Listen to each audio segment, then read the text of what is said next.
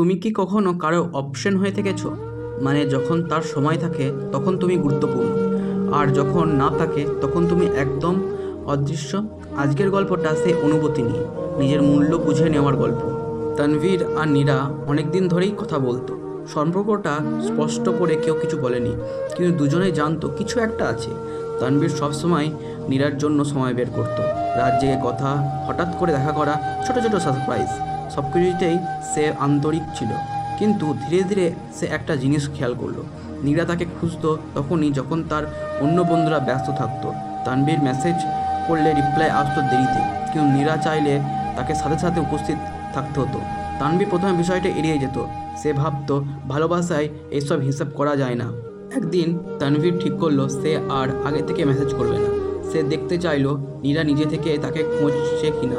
প্রথম দিন কেটে গেল, দ্বিতীয় দিনও কোনো খবর নেই। তৃতীয় দিনে একটা ছোট্ট মেসেজ এলো, এই হতেই হারিয়ে গেলে। তানভীর বুক কেঁপে উঠল। সে বুঝলো সে হারায়নি, সে শুধু থেমেছিল। তাতেই নীরা তাকে প্রায় ভুলেই গিয়েছিল। সেই রাতে সে অনেক ভেবেছিল। সে বুঝলো সে সব সময় প্রাধান্য দিচ্ছিল, কিন্তু কখনো প্রাধান্য পাচ্ছিল না। ভালোবাসা একতরফা যত্ন না, এটা দুজনের সমান প্রচেষ্টা। পরের দিন নীরা যখন আবার হালকাভাবে কথা শুরু করলো, তানভীর শান্তভাবে বলল, আমি তোমার সময় কাটানোর মানুষ হতে চাই না, আমি চাই আমি তোমার সিদ্ধান্ত করি। কথাটা শুনে নীরা চুপ হয়ে গেল।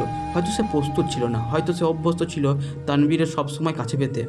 কিছুদিন পর তাদের কথা কমে গেল।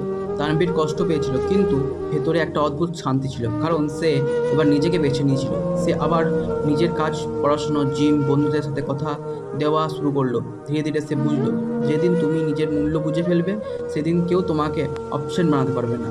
মাস কয়েক পর নীরা আবার যোগাযোগ করছিল, কিন্তু এবার তানভীর বদলে গিয়েছিল। সে আর আগের মতো সব কিছু ছেড়ে দৌড়ে যায়নি। সে ভদ্র ছিল, কিন্তু দূরে ছিল, কারণ সে শিখে গেছে ভালোবাসা মানে কারো জীবনের ফাঁকা সময় ভরাট করা না, ভালোবাসা মানে কারো জীবনের জায়গা পাওয়া।